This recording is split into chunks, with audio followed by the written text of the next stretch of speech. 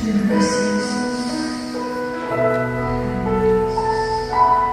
Ya Tuhanku, aku hendak bernyanyi bagimu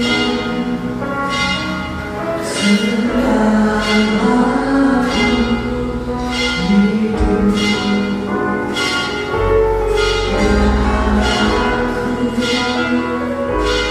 Ya aku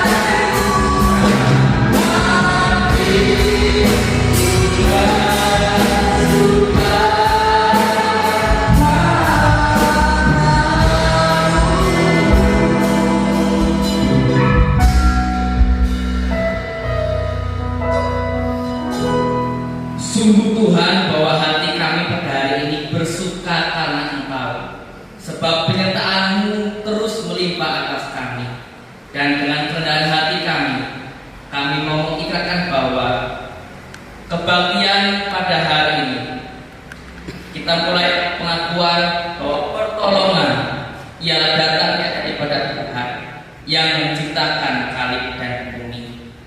Kasih, rahmat, dan damai sejahtera daripada Allah turun atas kita sekalian di dalam nama Bapa, Putra, dan Roh Kudus. Amin.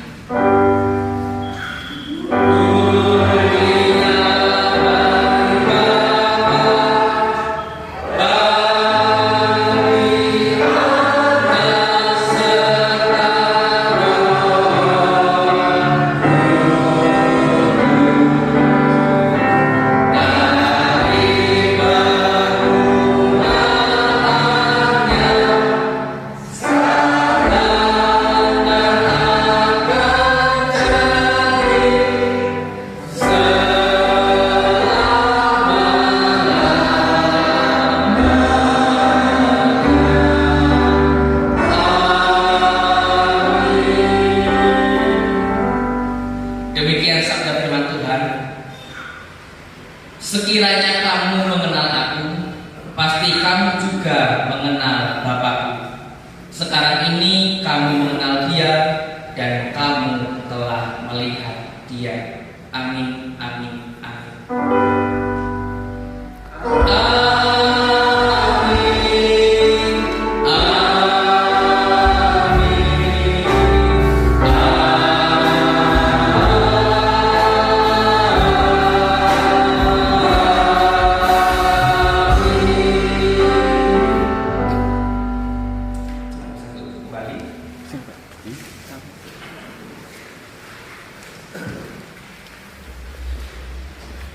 Jemaat yang dikasihi Tuhan, selamat pagi. Shalom. Jika dinilai dari 0 sampai 10 ya, sukacita hari ini seberapa Bapak Ibu? Ya, ada 11 ya. Tapi saking bersukacitanya puji Tuhan, kita bisa bersekutu pada hari ini sehingga kita akan memberikan hit yang maksimal. Kita berikan pujian bagi nama Tuhan. Ya. Sebenarnya di Tuhan hari ini kita akan diberkati oleh hambanya Pak Adi Sporbo. Kita akan bersama-sama akan memulai satu tema yang baik, generasi yang hilang, sehingga kita sebagai umat kita akan bersama-sama untuk dapat merenungkan dan berkat yang hari ini kita terima akan kita lakukan hari lepas hari. Jemaat yang dikasihi Tuhan, kita pada hari ini juga mau menyapa untuk jemaat-jemaat yang baru pertama kali hadir. Apakah ada yang baru pertama kali hadir dalam persekutuan kita pada hari ini? Mari. Ada? Ya. Bisa hadir. Ya, puji nama Tuhan. Selamat datang Pak Yeremia. Kami sebagai jemaat hamba Tuhan Majelis menerima Pak Yeremia dalam Tuhan, bersukacita dan selamat mengikuti persekutuan pada hari ini. Ada satu lagi, saya kenal ada Mas Novan. Ya, puji nama Tuhan. Mas Novan boleh dapat bersekutu bersama dengan kita bersekutu dan kita terima dalam persekutuan yang dalam nama Tuhan. Sementara dari Tuhan, mari kita akan melanjutkan kembali ibadah kita pada hari ini dengan ibadah nanti kita, sehingga berkat Tuhan dapat kita terima dengan baik. Selamat beribadah, Tuhan memberkati kita sekalian. Amin.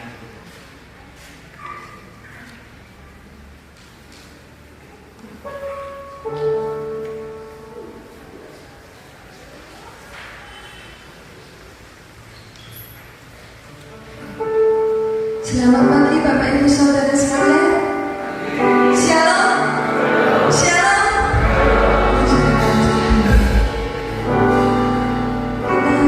Kita pasti percaya bahwa Tuhan adalah Allah yang sungguh baik. Dia tidak akan pernah membiarkan kita terjadi. Dia akan selalu menyertai kita di setiap langkah kehidupan kita. Kita mau naikkan pujian syukur kita atas setiap kebaikan Tuhan yang boleh kita terima hari lepas hari. Kita mau bangkit berdiri, kita mau katakan ke sebelah kanan dan sebelah kiri kita tunjuk, kita katakan Yesus baik, anugerahkan.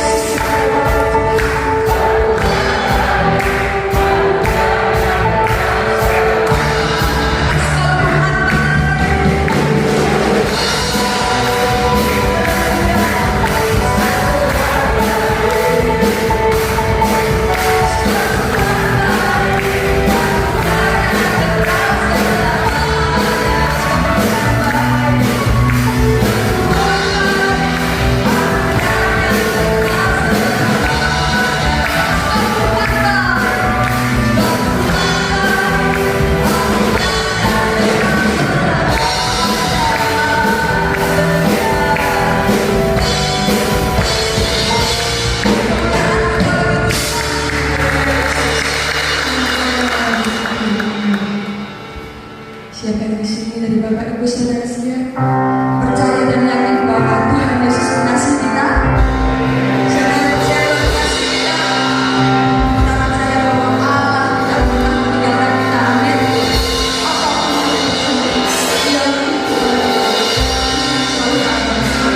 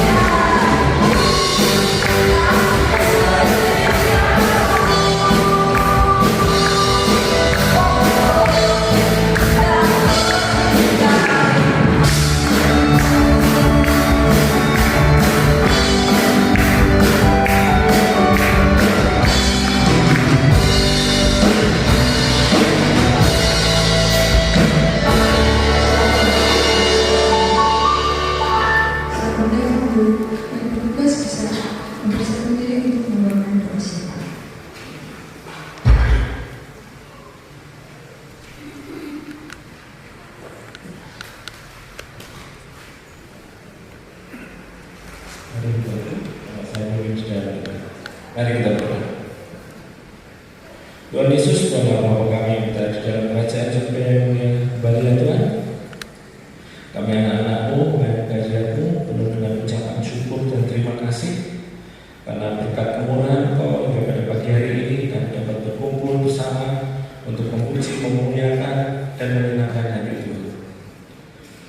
Pada pagi hari ini ya Tuhan, kami mau berdoa khusus untuk program-program kegiatan gereja pada tahun 2021. Tuhan akan berkati semua. Tuhan akan bimbing kami, setiap para aktivis, para petugasnya. Kiranya kami dapat melakukan tugas kami dengan baik, dengan benar, sesuai seluruh dengan kehendak Tuhan saja. Diberkatilah setiap program untuk majelis yang kami canangkan. Tuhan akan memberikan sesuatu yang sangat baik untuk kami semua, dan kiranya program yang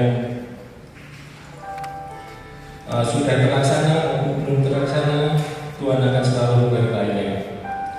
Kami juga berdoa untuk para jemaat kami, untuk masyarakat sekitar, untuk warga-warga di Desa Tanjung Karang ini yang saat ini masih terdampak banjir. Tuhan kiranya akan selalu memberikan damai sejahtera dan sukacita. Tuhan akan memberikan kekuatan, kesehatan selalu dalam mereka menjalani masa sulitnya. Karena kami percaya Tuhan, apapun yang terjadi saat ini, musibah banjir ini, kami percaya lawatan Tuhan selalu ada untuk kami. Tuhan selalu menyediakan apa yang kami butuhkan. Tuhan selalu membawa berkat-berkat melalui saudara-saudara kami di sekitar dan yang dekat ataupun yang jauh. Terima kasih Tuhan, terima kasih. Haleluya.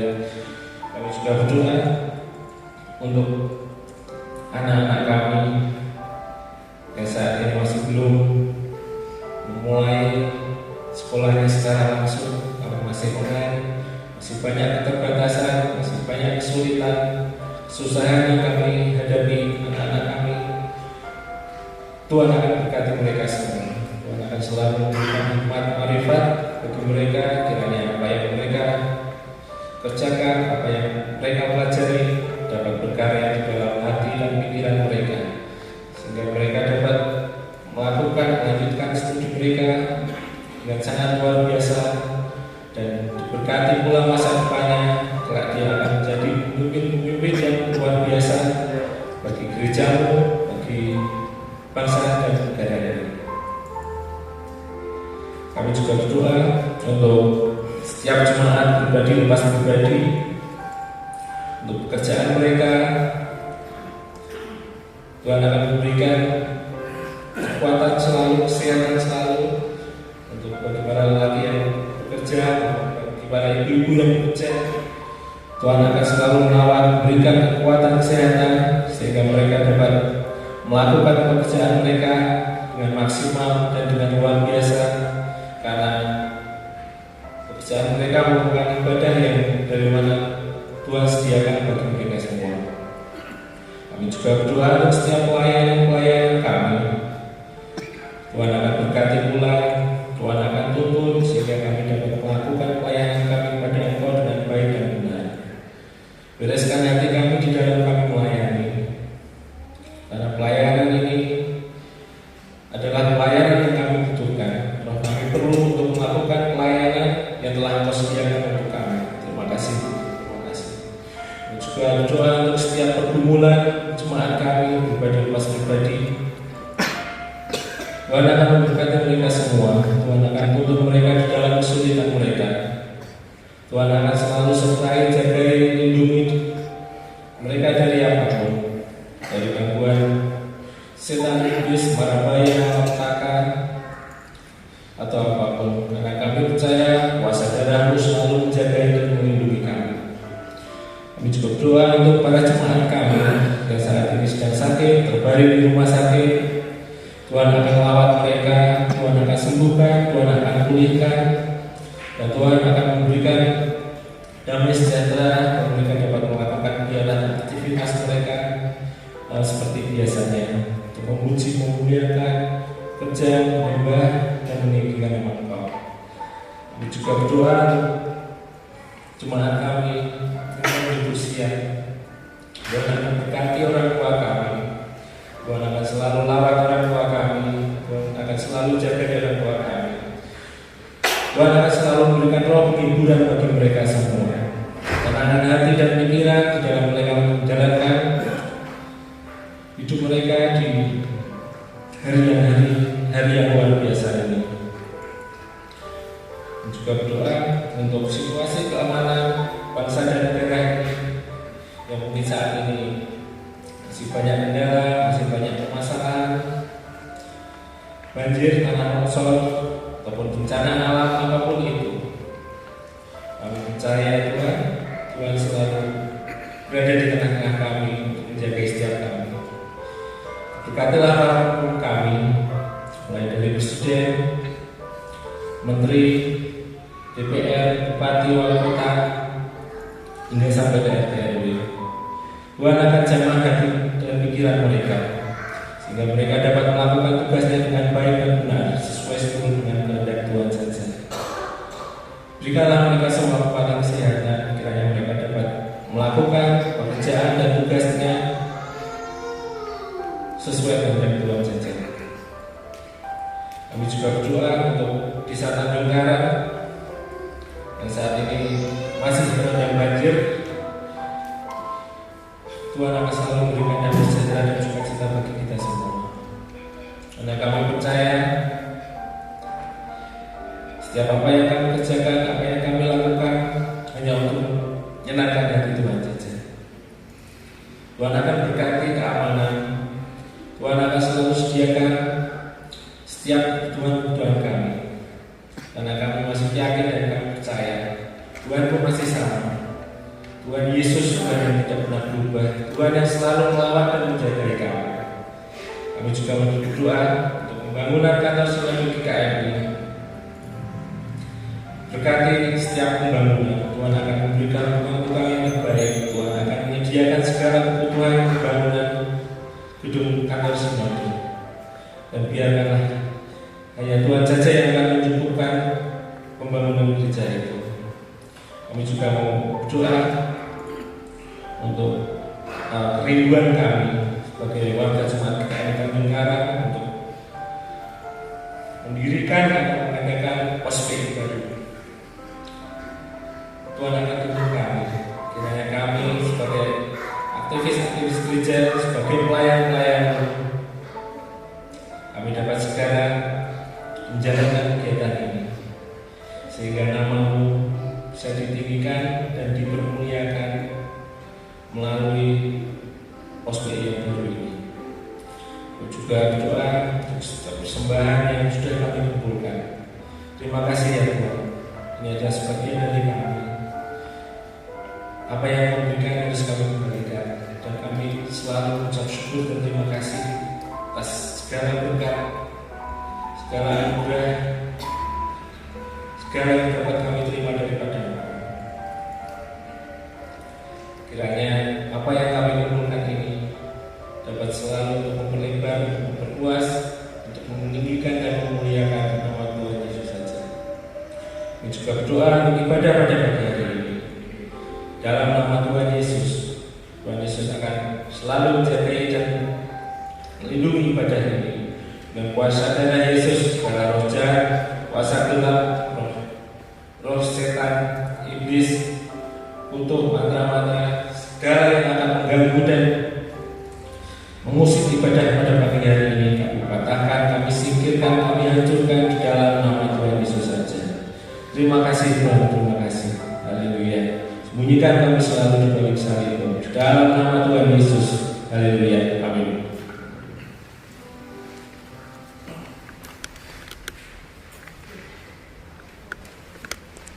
Kita akan mempersiapkan hati kita untuk kita mau mendengar kebenaran firman Tuhan. Kita percaya bahwa bersama Yesus, bersama Bapa, kita boleh melewati, kita bisa melewati segala hal yang boleh terjadi saat ini. Bersama Bapa, melalui Yesus. Mari siapkan hati kita mau menyembah Dia.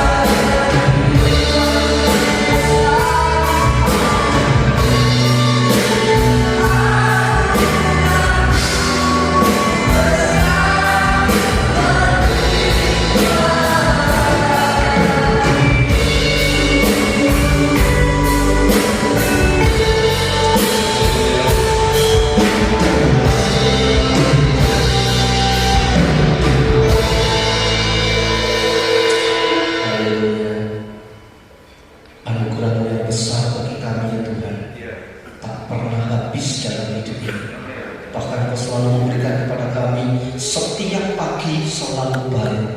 Terima kasih untuk pagi hari ini kami dapat beribadah kembali, memuji dan memuliakan nama Tuhan. Dan kami percaya Tuhan ada di tengah-tengah kami, bertata di atas pujian kami. Biarlah setiap pujian yang kami naikkan di hadapan Tuhan boleh menjadi dupa yang harum, menyenangkan hati Tuhan, menyukakan hati Tuhan. Terima kasih bahwa ini merupakan syukur kami yang kami naikkan di hadapan-Mu melalui puji-pujian kami. Bersama Bapa kami dapat melewati semua, karena kami percaya perkenanan Allah di dalam hidup kami yang membuat kami sanggup menghadapi segala sesuatu, mampu menghadapi segala sesuatu. Saat ini kami masih diperhadapkan dengan pandemi COVID, bahkan juga saat ini sedang ada banjir.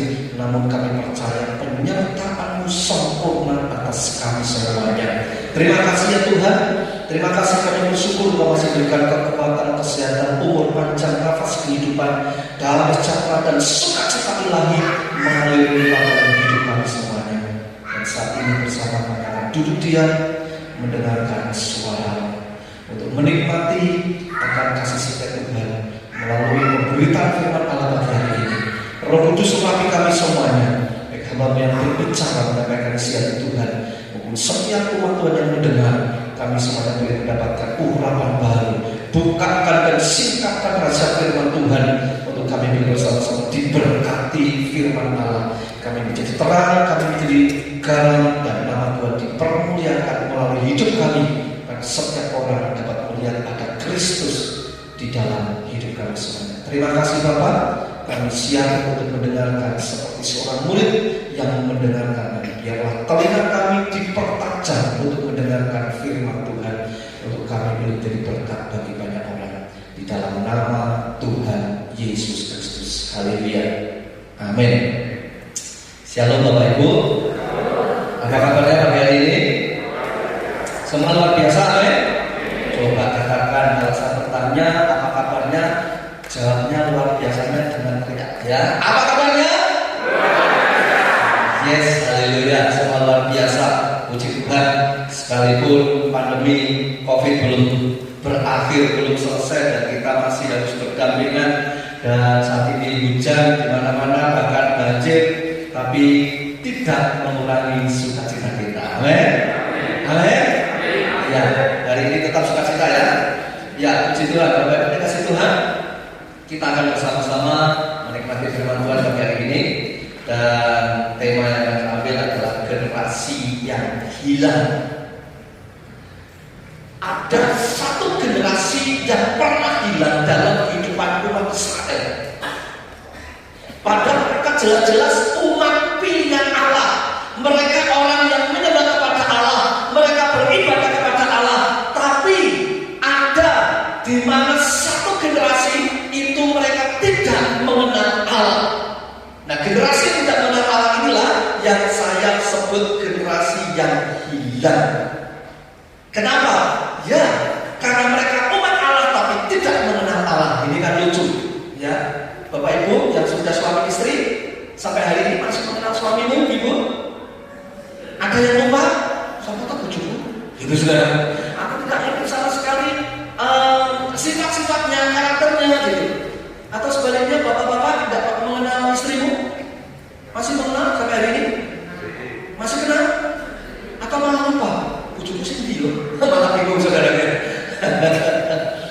Saudara, umat Israel ini pernah mengalami kehidupan yang sangat mengerikan, di mana mereka generasi yang ada waktu itu betul-betul terhilang karena mereka tidak mengenal Allah.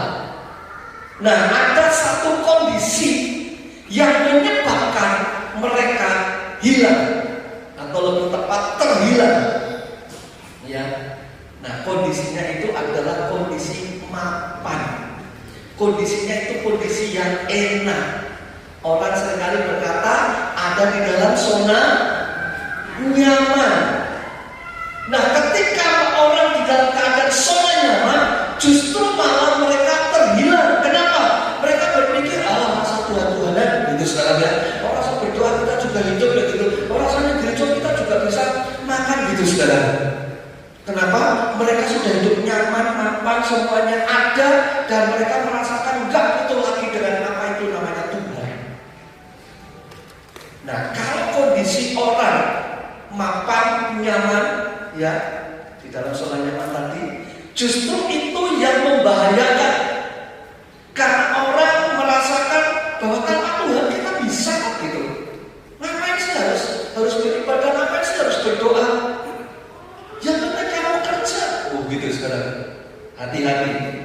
Mari kita lihat sekarang dulu ada kisah yang tragis seperti ini pernah terjadi dalam kehidupan umat Israel. Kita akan membaca dalam kitab Hakim-Hakim pasal 2 ayat yang ke-10. Setelah seluruh angkatan itu dikumpulkan kepada nenek moyangnya, ada angkatan yang sudah mati sekarang dikumpulkan itu maksudnya yang dikumpulkan kepada nenek moyang itu mereka berarti mati. Ini angkatan Yosua dan generasi-generasi di mana mereka yang pada waktu itu untuk perebutan kanan mereka harus berperang, saudaraku ya. Bangkitlah sesudah mereka itu angkatan yang lain, angkatan yang kemudian, ya, yang tidak mengenal Tuhan ataupun perbuatan yang dilakukan yang bagi orang Israel. Saudara, kalau mau baca ayat-ayat selanjutnya, mengapa hal ini bisa terjadi? Karena mereka tidak mengenal perang, saudara. Hanya generasi angkatannya Yosua yang mengenal perang. Bagaimana mereka dipimpin oleh Musa keluar dari tanah Mesir menuju tanah perjanjian yang dijanjikan oleh Tuhan. Tetapi untuk memasuki negeri itu mereka harus merebut dari tanah musuh. Dan mereka harus bertempur. Mereka harus berperang. Dan itu sangat mengerikan sekali. Sampai akhirnya dari satu daerah ke daerah yang lain dikuasai oleh mereka. Kenapa? Karena tanah kanan itu diduduki oleh banyak bangsa, saudara. Bukan hanya Filistin saja. Filistin, Amori, Moab, Yebus, Hewi, apalagi banyak sekali, saudara. Dan yang paling terkenal ada 12 raja-raja di sana yang kuat. Memang hingga sampai sekarang yang masih ada di sana yang berdampingan hanya Filistin. Ya, sekarang namanya Palestina begitu, saudara. Tidak pernah habis perang mereka. Nah, saudara kasih Tuhan, generasi setelah Yosua, mereka tidak mengalami perang. Kenapa? Mereka sudah menduduki wilayah tanah di mana Tuhan janjikan kepada mereka. Nah, generasi-generasi anak-anak mereka ini generasi yang nyaman, generasi yang enak. Tinggal duduk pongkang-pongkang gitu, saudara. Mereka menikmati segala sesuatu, segala fasilitas. Karena sebelum mereka masuk di sana, Tuhan sudah berfirman kepada Musa bahwa negeri itu limpah-limpah susu dan madunya. Susu dan madu.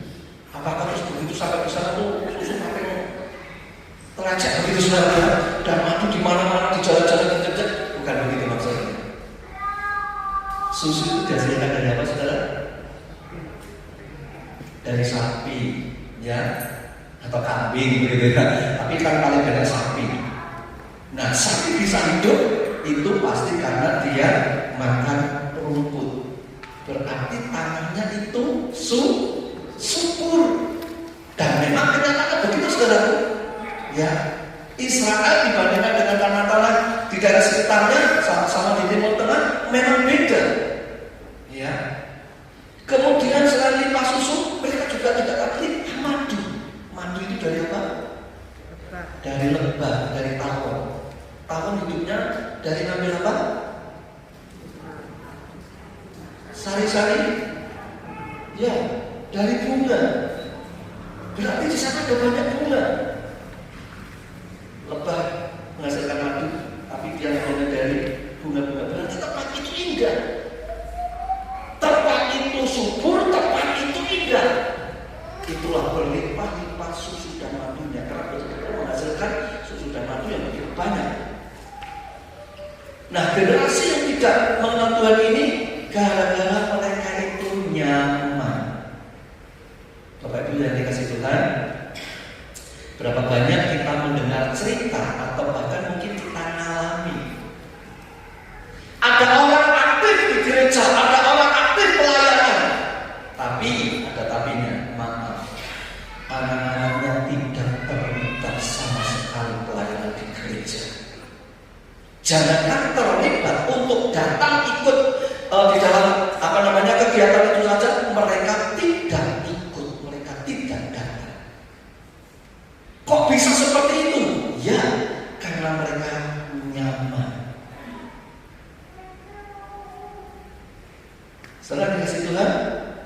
Kami bersyukur pada Tuhan. Saya dengan istri, kami berdua, kami dikaruniai 2 anak oleh Tuhan, semuanya laki-laki. Yang nomor 1 baru saja kerja setelah lulus kuliah, yang nomor 2 baru kelas 3 SMA. Sebelum anak saya nomor 1 kuliah, kemana kami pergi, berarti waktu itu masih SMA, artinya masih SMP. Kemana kami pergi pelayanan seperti hari ini misalnya, itu mereka selalu ikut. Kemana pergi? Sejak dari mereka kecil, pelayanan kemanapun kami, mereka ikut. Bukan kami memaksa harus ikut, bukan. Saya hanya memberitahu, besok minggu papa pelayanan di sini, besok minggu pasar pelayanan di sana, besok minggu papa pelayanan di sana. Hanya beritahu itu. Jadi mereka sudah ngerti papa besok minggu di sana, besok minggu di sana. Dan mereka ikut. Nah, sejak masa pandemi mulai 2020 bulan Maret, April, mereka tidak bisa ikut sama sekali. Seperti hari ini juga tidak ikut. Kenapa? Karena mereka yang melayani streaming. Ya. Jadi dua-duanya kebetulan pinter dengan teknologi. Jadi mereka yang melayani dan belum mendapatkan teman-teman di gereja, pemuda, pemudi, remaja-remaji, ya, belum bisa untuk menggantikan mereka. Sehingga ketika mereka kita ajak rekam nanti jadi masalah. Seperti beberapa waktu lalu ketika kami ceritanya merayakan ulang tahun pernikahan begitu saudaraku, sehingga kita minta izin anak-anak untuk ikut kami, dan ternyata betul streamingnya gagal saudaraku. Jadi yang di rumah yang tidak bisa datang ke gereja tidak bisa menikmati siaran langsung karena ada trouble. Orang yang sudah dipercaya, sudah diajari, sudah diberitahu begini dan sebagainya, dan sudah dipantau juga, tapi mengalami gagal, tidak bisa. Ya, pada waktu itu sudah diajari dan sudah ya, tapi ternyata pada harinya gagal. Ya, memang tidak gampang saudara untuk stream, untuk siaran langsung. Ya, tidak hanya direkam, tapi siaran langsung. Ya, jadi yang di rumah bisa langsung pada jam yang sama mereka bisa langsung. Nah, saudara kasih Tuhan. Sementara ketika kami pergi pelayanan seperti itu di gereja itu, saudaraku, misalnya di tempat ini kami ketemu dengan hamba Tuhan lokal setempat, dan mereka berkata, enak ya Pak, anaknya masih bisa diajak untuk pergi pelayanan. Anak saya itu sudah wangel Pak, diajak pelayanan, waduh nggak bisa. Berapa banyak teman-teman rohani, teman-teman pendeta, mereka sudah mengalami kesulitan pada anaknya baru SMP. Belum SMA, SMP itu kan masih kecil sebenarnya, masih remaja, tapi sudah tidak bisa yang namanya diajak pelayanan. Kenapa bisa seperti itu? Ya, itu pasti pergumulan mereka sendiri. Kami bersyukur pada Tuhan karena sejak dari kecil kami sudah mendoktrin mereka bagaimana hidup mereka harus bergantung sepenuhnya hanya kepada Tuhan. Sehingga betul-betul anak kami yang pertama ketika lulus SMA dan dia memilih satu tempat untuk dia sekolah. Dan saat itu sempat mengatakan, aduh Kak, yang kamu pilih kok mahal. Papa jual mobil aja nggak nyangka itu untuk bayar uang gedungnya. Karena dia pilih sekolah di UC dan Universitas Putra di Surabaya. Tetapi puji Tuhan, dengan usahanya sendiri, dengan caranya sendiri, yaitu tiap jam 3 pagi dia bangun, dia berdoa sendiri, dia nyembah Tuhan sendiri, dia baca firman sendiri. Akhirnya dia bisa menembus masuk di sana dengan beasiswa 100%. Padahal belum pernah ada mahasiswa bisa mendapatkan beasiswa 100% masuk di universitas itu. Kalau ada bapak ibu saudara, punya anak, punya teman, punya saudara dan sebagainya, punya anak lagi bisa ditanya, betul nggak? Apakah bisa masuk di sana beasiswa 100%? Belum pernah. Kalau 50% itu ada, tapi kalau 100% tidak ada. Dan itu pun jurusan yang diambil juga belum pernah ada seperti itu. Semua hanya oleh karena bagaimana seorang anak bisa memiliki satu keyakinan bahwa Allah yang dia sembah, Yesus Kristus Tuhan namanya itu Allah yang hidup. Amin. Sehingga mereka tidak hanya bergantung dari orang tuanya, mereka punya pengalaman pribadi bersama Tuhan, masih anak-anak. Sehingga ketika dia diterima di tempat itu, seringkali bisa senang untuk dia bersaksi. Jadi misalnya seperti hari ini, saya berdoa begini saudara, Dia saya kasih waktu 15 menit untuk maju ke depan menyampaikan kesaksiannya di tengah-tengah saya khotbah. Dan dia bagikan pengalamannya untuk membawa anak-anak muda yang lain yang mungkin berpikir orang tua aku tidak mampu, aku tidak bisa kuliah, aku tidak bisa sekolah, tapi dia memberikan semangat, dia memotivasi supaya kamu tetap bisa kuliah walaupun orang tua tidak mampu. Contohnya saya ini, langsung dia berkata begitu. Ya. Kalau harus sekolah di sana, saya juga percaya, saya juga tahu orang tua saya tidak mampu untuk menyekolahkan di sana. Tapi semua nah, punya pengalaman pribadi saya. Sehingga dari generasi saya ke generasi anak saya tidak menjadi generasi yang terhilang, karena mereka tetap mengenal Tuhan. Mereka tahu dan mereka punya pengalaman pribadi bersama Tuhan. Hidup bersama Tuhan bukan karena imannya ikut orang tuanya. Swarga nunut apa bu? Nah, swarga nunut neraka katut, saudara. Bukan seperti itu. Dia sudah punya pengalaman pribadi dan dia sudah memiliki kehidupan hidup bersama Tuhan. Jadi seringkali dia mengatakan orang jadi Kristen itu bukan sekedar agama, bukan sekedar minggu pergi ke gereja, tapi orang jadi Kristen itu orang yang punya pengalaman pribadi bersama Tuhan Yesus. Nah, angkatan yang terhilang setelah Yosua, kita masuk dalam kitab Hakim, masuk pasal apa? Pasal 1, pasal 2.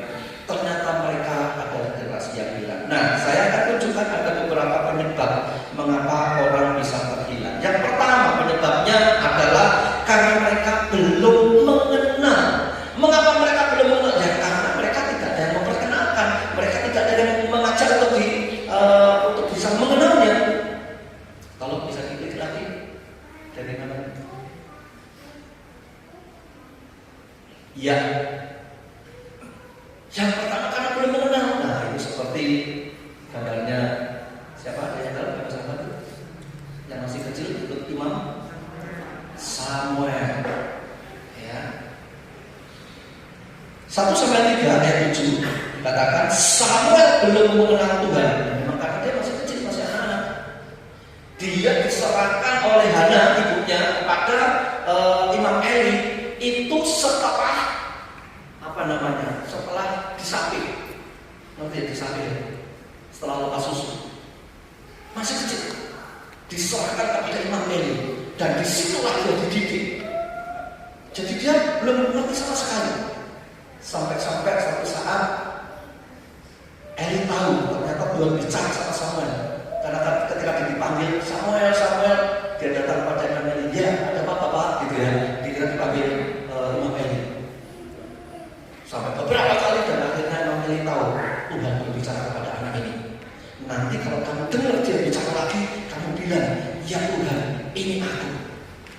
Ya, aku siap mengenal. Samuel belum mengenal Tuhan. Firman Tuhan belum pernah dinyatakan kepadanya. Hal yang pertama ini karena memang belum mengenal. Mengapa orang tidak mengenal? Karena memang yang pertama belum mengenal. Ternyata memang dari faktor usia masih anak.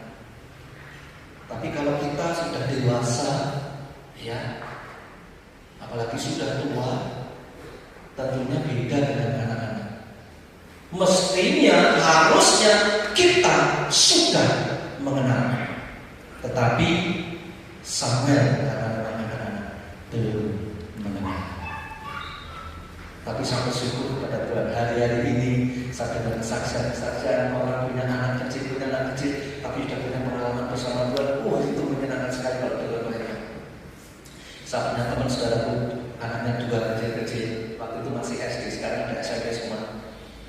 Itu ketika mereka ibadah datang ke gereja, kakaknya itu melihat, katanya di belakang pendeta yang khotbah itu ada malaikat.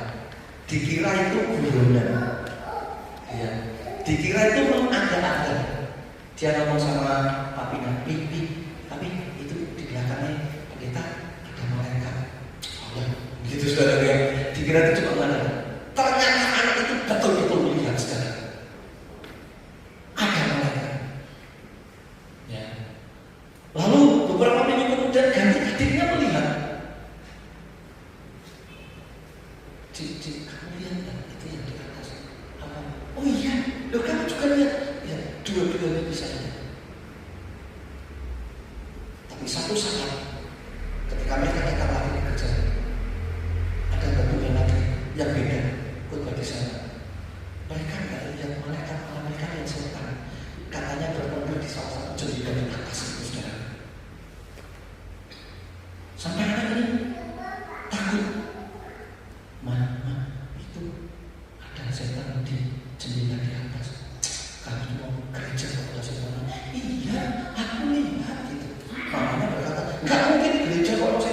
saudara.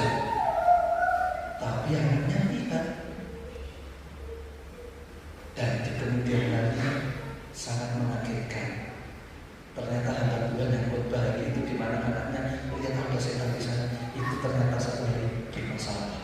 Dan waktu dia khotbah ternyata memang sudah ada masalah. Jadi bukan hadirat Allah yang hadir, bukan para malaikat yang ada. Seperti pujian yang mengatakan bersama malaikat di surga nyanyikan kidung pujian. Ternyata bukan malaikat, malah ada setan bertanggal saudara.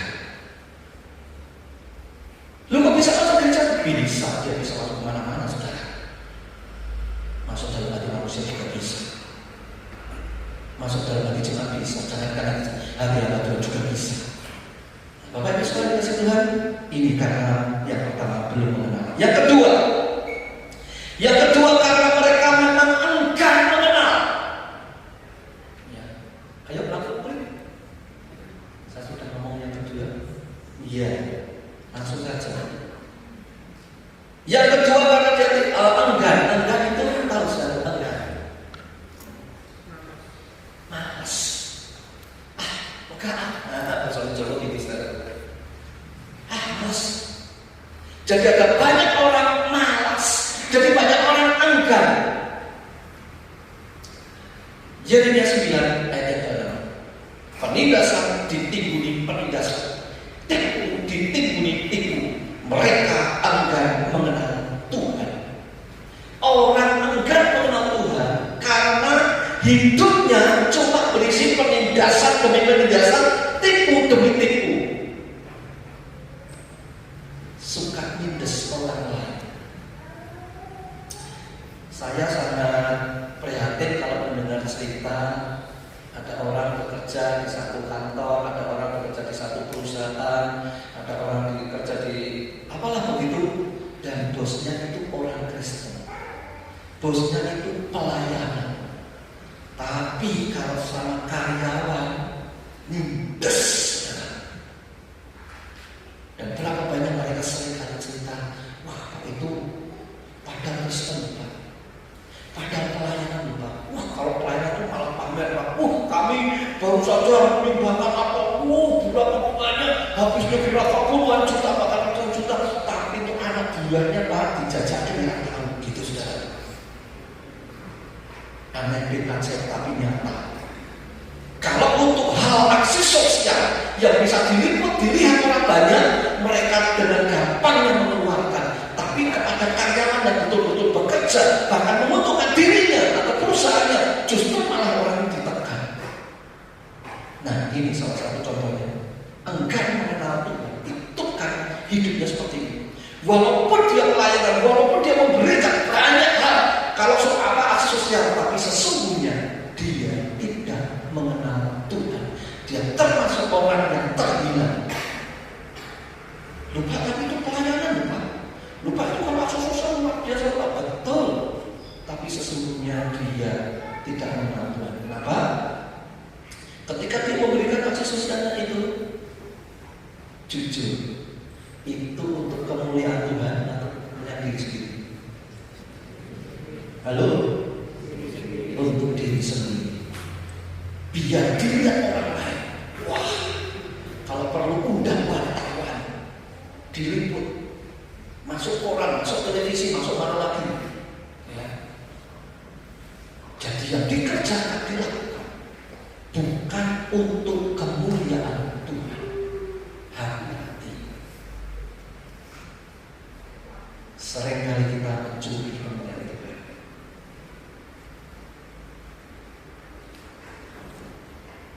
Ada satu buku pernah saya baca sudah lama sekali, tahun berapa. Waktu saya baca judulnya saya sudah tergelitik. Ini buku judulnya aneh. Judulnya apa? Pencuri tata Allah. Sopo sih mencuri tata Allah? Ternyata ada model-model praktek-praktek seperti yang saya ceritakan ini, saudara. Dalam kehidupannya, dalam pelayanannya, ternyata mereka pencuri tata Allah. Mereka mencuri kemuliaan Tuhan karena kemuliaan diri sendiri. Ini juga termasuk generasi yang hilang, saudara. Mereka tidak mengenal. Mereka enggan mengenal Tuhan. Kenapa? Karena hidupnya hanya penindasan penindasan dan penindasan, tipu dan tipu. Ternyata cara kerjanya pun juga main tipu, saudara. Ya, main tipu sana, main tipu sini. Saudara, saya seringkali memberikan nasihat kepada orang-orang yang berdagang, orang-orang yang berjualan. Orang jualan itu kan cari laba, dan cari laba itu tidak salah, tidak berdosa. Yang salah berdosa adalah kalau cari labanya menipu. Nah, misalnya nih, saya jual bunga. Bunga ini saya beli 50.000, ya, dengan potnya, dengan ini gabusnya, dan tempatnya ini 50.000. Saya beli, tapi saya jual 100.000. Boleh nggak? Boleh, kalau orang jual itu cari untung. Nah, yang jadi masalah ketika ada orang beli, Pak, bunganya ini berapa? Saya ngomong 100.000. Terus orangnya gini, 75 ya Pak? Saya berkata, belum boleh Bu, pulaannya baru gitu. Nah, pernah dengar orang jualan begitu? Padahal pulaannya berapa tadi? 50. Ada orang yang 75, namanya apa? Pulaannya baru gitu. Nah, itu loh yang bikin dosa, saudara. Aku cari laba tidak apa-apa, aku cari itu tidak apa-apa. Memang orang jualan aku cari itu, tapi jangan bohong, jangan nanti. Pulaannya 50, dinya orang 75 jangan berkata pulaannya 50. Lupa kalau nggak gitu nanti nggak bisa ganti. Bisa, siapa bilang nggak bisa? Nah, terus gimana caranya? Ketika ada orang nama 75 ngomong aja, belum boleh, selesai. Jangan ngomong pulaannya 50. Nah, ini kan bikin dosa, saudara. Betul kan? Ternyata ada orang lain, orangnya nambah lagi, ya sudah 80. Lah 80, oke, balik modal, padahal modalnya 50. Ini dari ditawar orang 80, ngomongnya baru balik modal. Sudah dosa berapa kali? 2 kali. Terus orangnya naik lagi, ya wes 85. Terus orangnya berkata, ya wes nggak apa-apa wes, hadi 5.000 Pak. Nah, dosa lagi, ngomongnya hadi 5.000 Pak. Sudah dosa berapa kali? 3 kali. Baru 1 barang dan 1 orang. Padahal 1 hari berapa orang beli? Hah? 1 orang yang beli berapa? Banyak kan? Berarti tiap hari dosanya. Nah, itu mau beli, saudara. Jadi bapak-bapak ibu yang berdagang, jangan pakai kata kulangan untuk lagi balik modal, tidak perlu.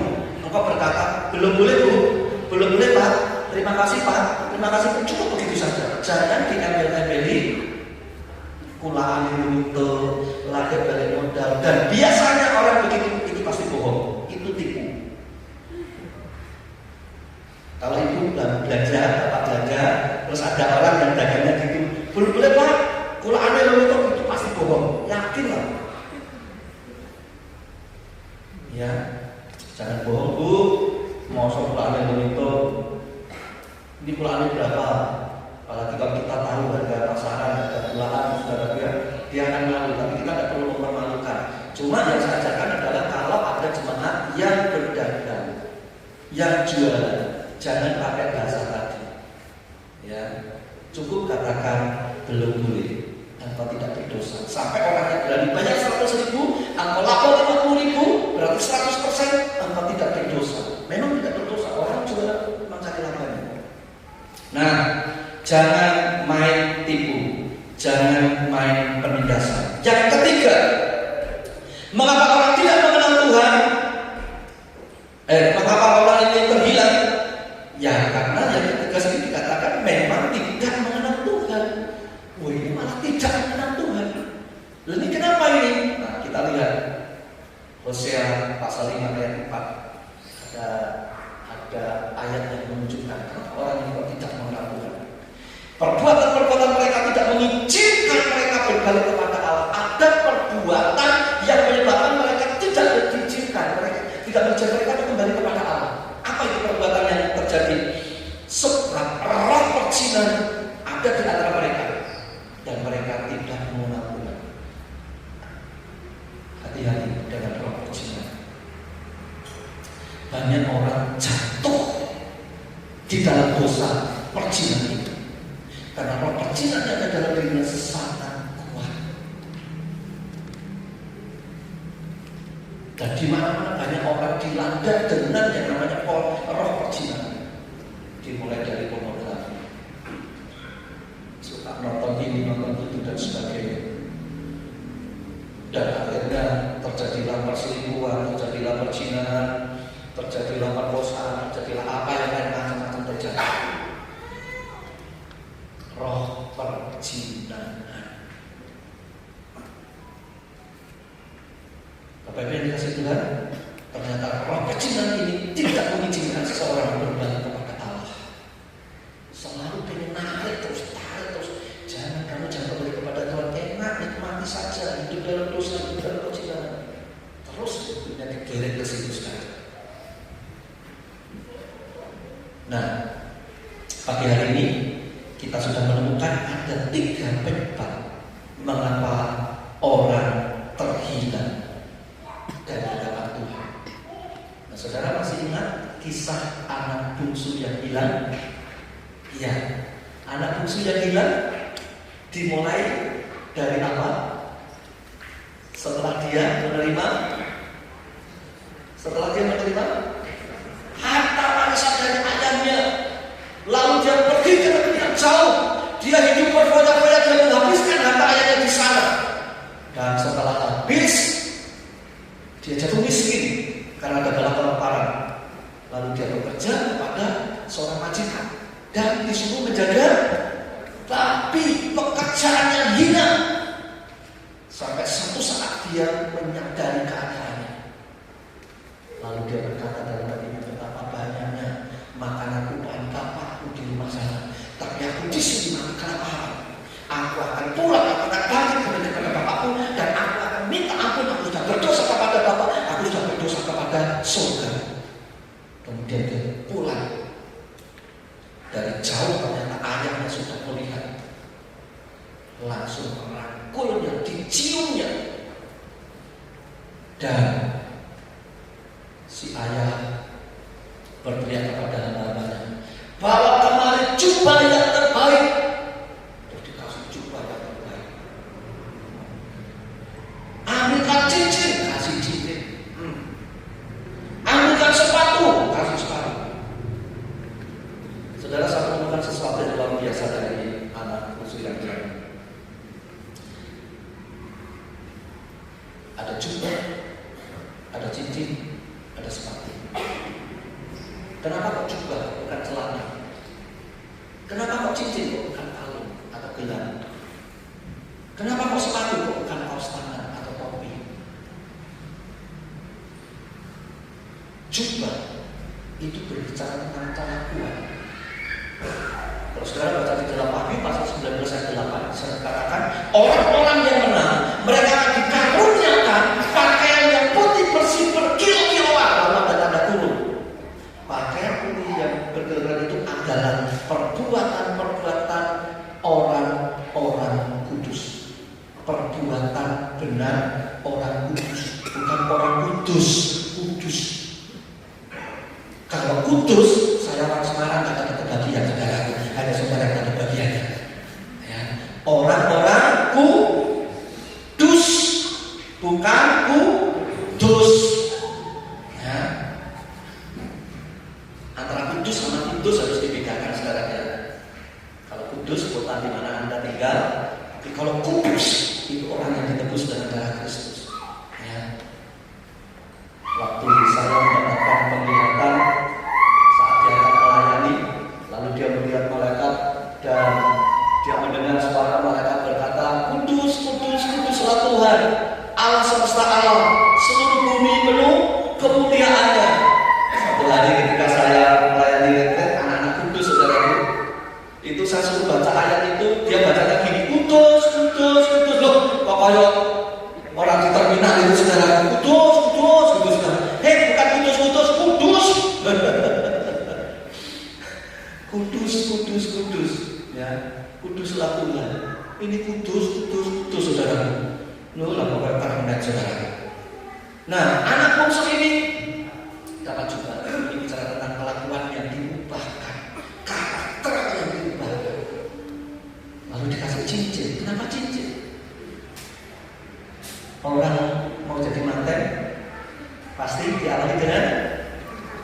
Tukar cincin. Iya. Kenapa harus tukar cincin? Tapi tidak tukar kalung, tapi tidak tukar gelang. Iya. Kalau kalung pasti ada patahannya, gelang juga pasti ada patahannya. Tapi kalau cincin tidak ada patahannya sekarang. Cincin itu cinta dan cinta, saudara. Lambang cinta, kasih antara anak ini dengan bapak dipulihkan kembali. Tapi juga sekaligus itu berbicara tentang kuasa. Waktu Yusuf menantikan mimpinya Fir'aun, maka yang dilakukan oleh Fir'aun adalah melepas cincin meterainya dan diberikan kepada Yusuf. Karena dengan cincin meterai itu, apapun kata Yusuf lalu ditulis dalam sebuah kertas atau apa, lalu cincin meterainya itu zaman dulu belum ada stempel, saudara ya. Jadi cincin raja itulah stempelnya, saudara.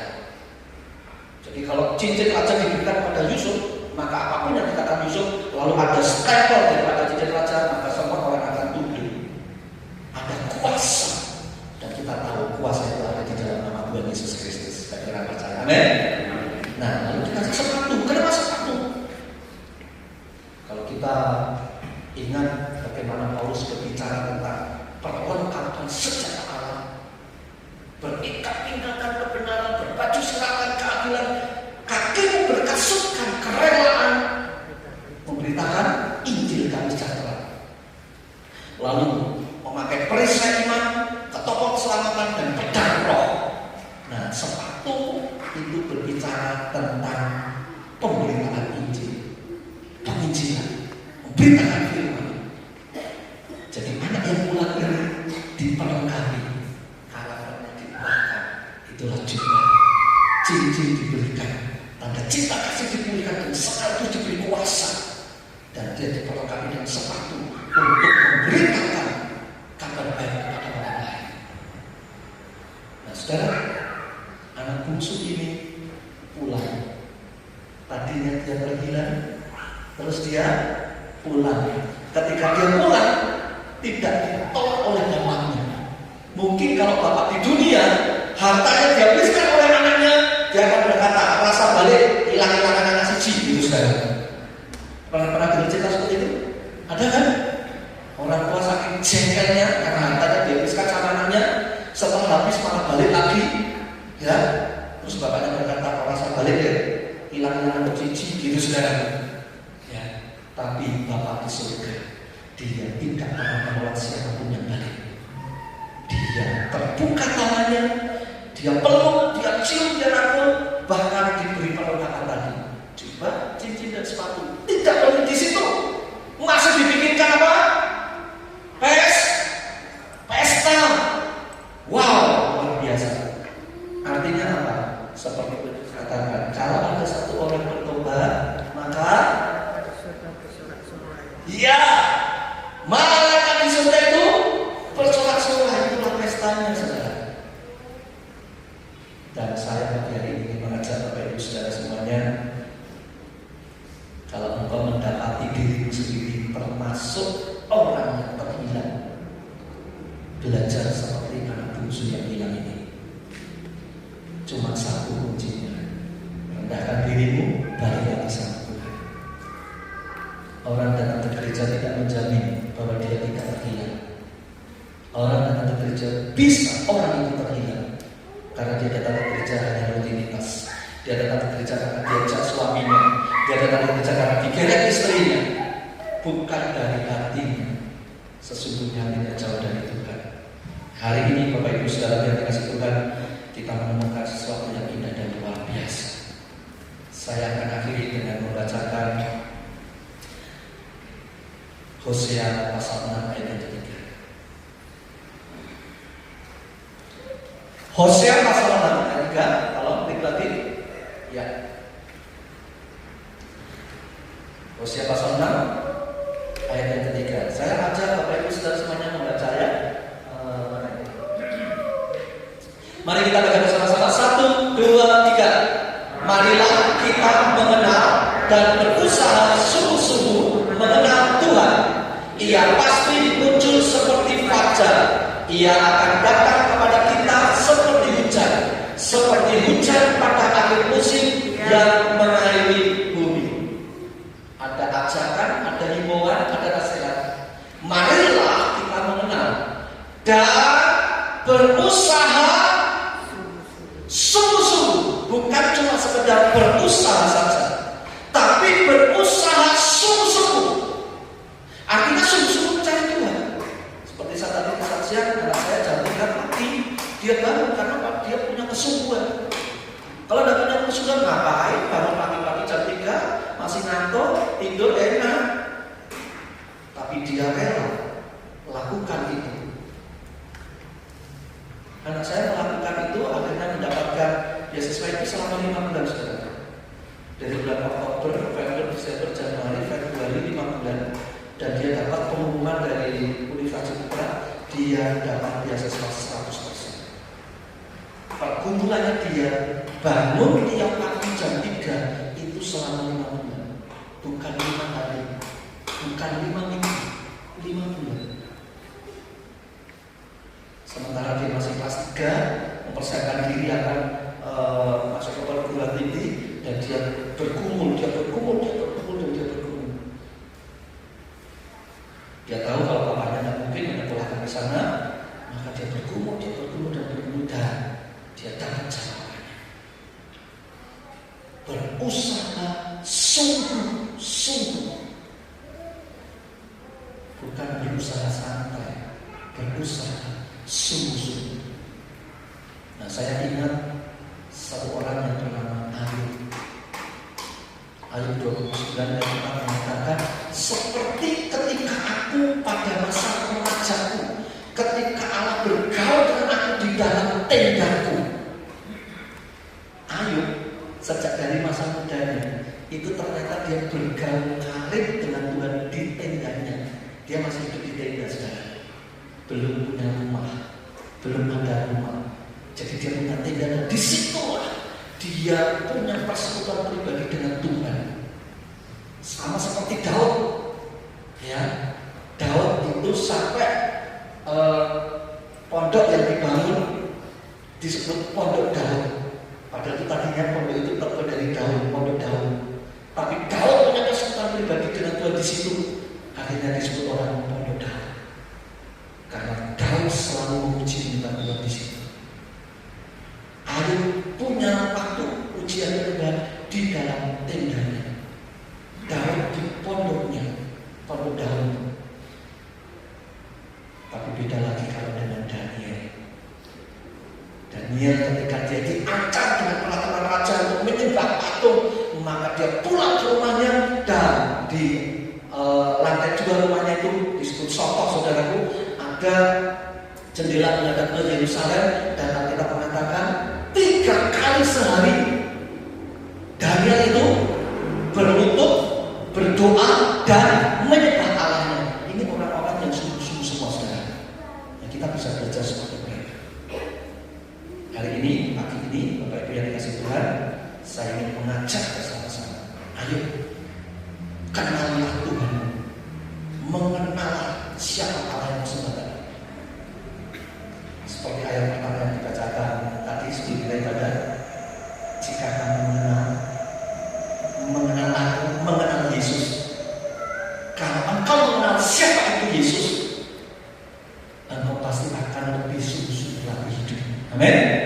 Engkau tidak cuma sekedar asal jadi Kristen, tapi engkau jadi orang Kristen yang sungguh-sungguh. Tuhan Yesus berkati. Amin. Mari kita berdoa. Bapak, terima kasih buat firman-Mu pagi hari ini. Menteraikan ke dalam hati kami semuanya, agar kami menjadi pelaku firman. Ampuni kami kalau selama ini kami tidak mengenal Tuhan, karena ada keengganan, ada tipu demi tipu terjadi, penindasan demi penindasan terjadi. Bahkan ada roh percinan yang mengikat sehingga tidak mengizinkan seseorang kembali kepada Tuhan. Tapi hari ini firman-Mu telah membukakan hati kami semuanya, untuk kami menyadari keberadaan kami masing-masing, supaya kami tidak menjadi generasi yang menghina, supaya anak-anak kami tidak menjadi generasi yang beriman, tetapi kami menjadi orang-orang yang mengenal Tuhan, mengenal Yesus Kristus yang adalah Tuhan dan Juru Selamat kami yang sejati. Hamba berdoa buat jemaat Tuhan di GKI Tanjung Karang ini, biarlah mereka semuanya memiliki roh takut akan Tuhan dan selalu berusaha sungguh-sungguh untuk mengenal Tuhan. Seperti anak bungsu yang harus kembali lagi ke rumah bapaknya, seperti Daud yang memiliki persekutuan pribadi di pondok Daud, seperti Ayub yang memiliki pergaulan yang erat dengan Tuhan di tendanya, dan seperti Daniel yang 3 kali sehari berlutut, berdoa, dan menyembah Allah. Terima kasih Bapa dalam surga. Roh Kudus, tolong kami semuanya. Tanpa pimpinan-Mu, tanpa pertolongan-Mu, kami tidak mampu melakukan kebenaran firman Tuhan. Tapi bersama Roh Kudus yang adalah Roh penolong kami, yang diberikan Tuhan Yesus kepada semua orang percaya, maka kami diberikan kemampuan. Terima kasih Bapak. Demi nama Tuhan Yesus kami berdoa. Amin.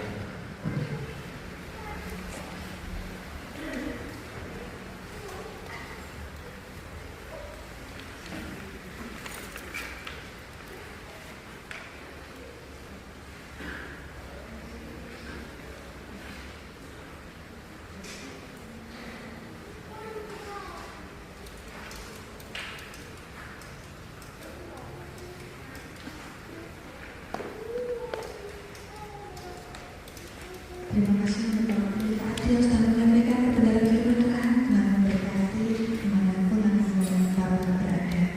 Untuk selanjutnya saya persilakan untuk majelis yang bertugas bisa membacakan warta pada minggu hari ini.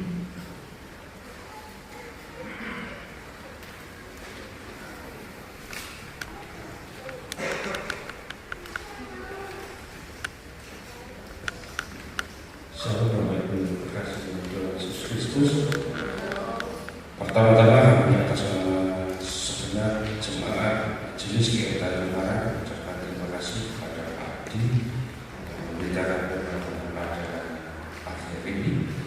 Sungguh membawa berkat bagi kami semua jemaat maupun majelis untuk kami boleh lebih sungguh-sungguh mengenal Tuhan, mengenal Tuhan Yesus.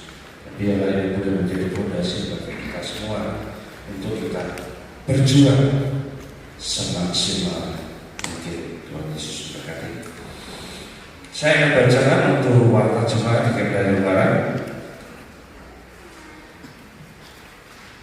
Ibadah raya Minggu tanggal 28 Februari akan dilayani oleh Ibu Yuniati Bodromupati dari GBI Kudus.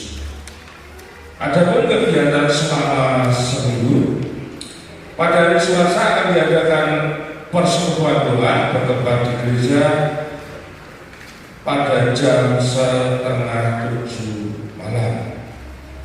Kiranya semua jemaat bisa berpartisipasi dalam kegiatan tersebut. Persekutuan Yosua Yud akan dilaksanakan pada hari Sabtu 27 Februari bertempat di gereja.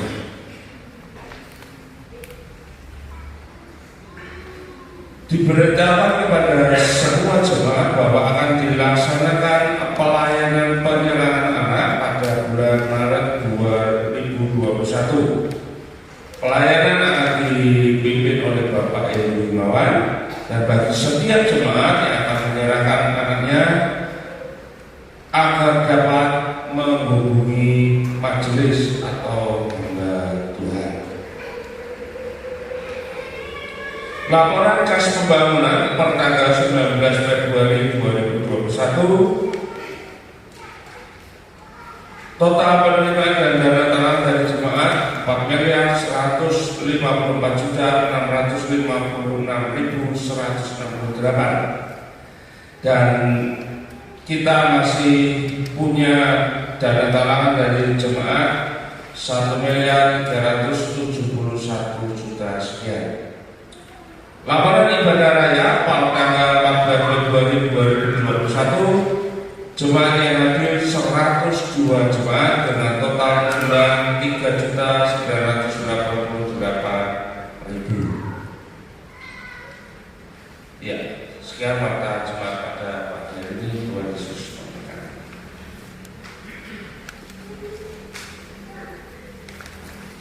Mari jemaat Tuhan, sebelum kita tutup ibadah pada pagi hari ini, kita akan menaikkan satu pujian dengan apa akan membalas kasih setiamu Tuhan. Sebab kasih Tuhan takkan tiada terbatas dan kita rasakan setiap hari. Mari kita bersyukur dan memujikan kami. Kau Allah yang setia, Bapa yang mulia.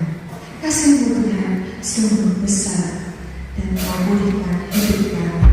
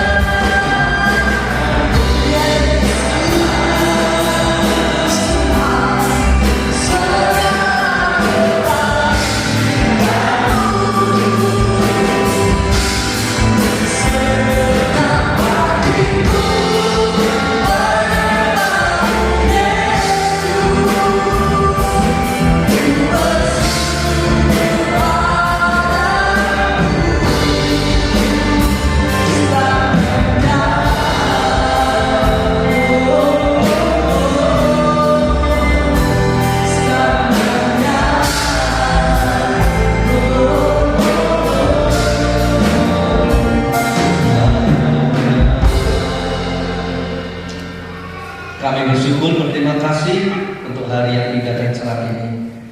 Kami bersyukur Tuhan sudah memberkati, menyertai di dalam ibadah kami pagi hari ini. Bila sebentar kami akan pulang berpisah satu dengan yang lain, tangan kasih-Mu menopang perjalanan kami. Malaikat-Mu Kau kirimkan untuk memimpin perjalanan kami semuanya, berkawal di depan, belakang, kanan, kiri, atas, bawah, baik yang dekat maupun jauh. Penyertaan-Mu sempurna hingga kami sampai ke rumah masing-masing dengan selamat. Kami menyerahkan hidup kami hari ini dalam tangan kasih-Mu. Segala sesuatu yang akan kami kerjakan, Tuhan buat berhasil, Tuhan buat beruntung, sehingga kami dapat menjadi berkat bagi banyak orang. Mari Bapak Ibu Saudara yang dikasihi Tuhan, angkat kedua tanganmu, arahkan hatimu kepada Tuhan, dan terimalah berkat-Nya. Kasih karunia dari Allah Bapa, Pencipta langit bumi dan segala isinya, damai sejahtera dari Tuhan Yesus Kristus yang sudah datang ke dunia mati di kayu salib menebus hidupmu dan hidupku. Pimpinan, penyertaan, pengurapan dan persekutuan Roh Kudus biarlah tetap tinggal dalam hidup kita semuanya mulai hari ini hingga sampai Maranatha, Tuhan Yesus datang yang kedua kali. Terimalah berkat yang sempurna di dalam nama Bapa, Putra dan Roh Kudus, yaitu di dalam nama Tuhan Yesus Kristus. Haleluya. Semua yang berkati bersama-sama katakan amin. Tuhan Yesus berkati.